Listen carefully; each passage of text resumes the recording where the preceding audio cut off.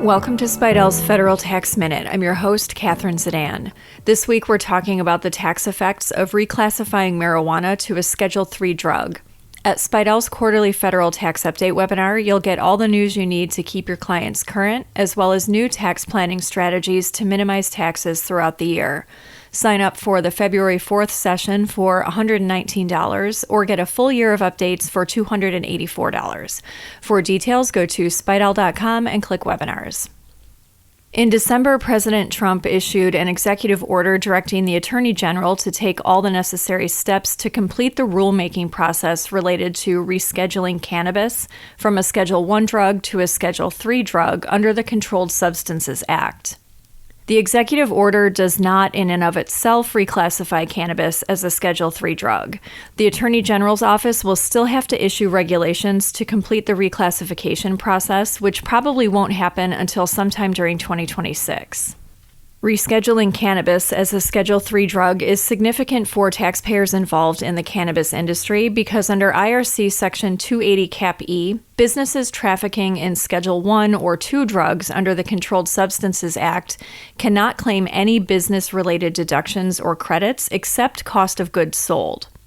The cost of goods sold is not a deduction and therefore is not subject to Section 280 Cap E. This means that amounts properly added to inventory in a cannabis business reduce gross income. Under current law, marijuana businesses are prohibited from deducting expenses incurred in trafficking of controlled substances, even when marijuana is sold through a state legal marijuana dispensary. Again, marijuana businesses can write off the cost of goods sold, such as direct material costs and indirect production costs.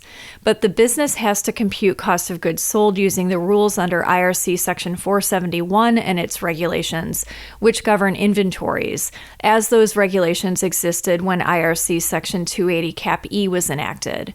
Cannabis businesses cannot compute the cost of goods sold under IRC Section 263 Cap A, which increased the types of costs that are inventoriable as compared to the rules under IRC Section 471.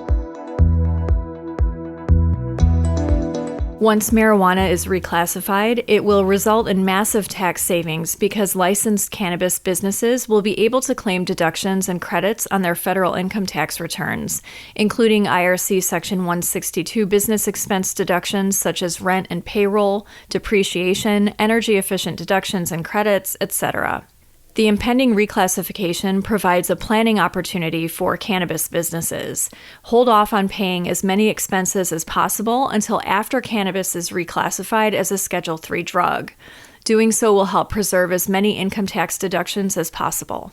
However, despite reclassification as a Schedule III drug, cannabis will still remain illegal at the federal level, so it's unlikely that the reclassification would open up more banking opportunities to cannabis businesses.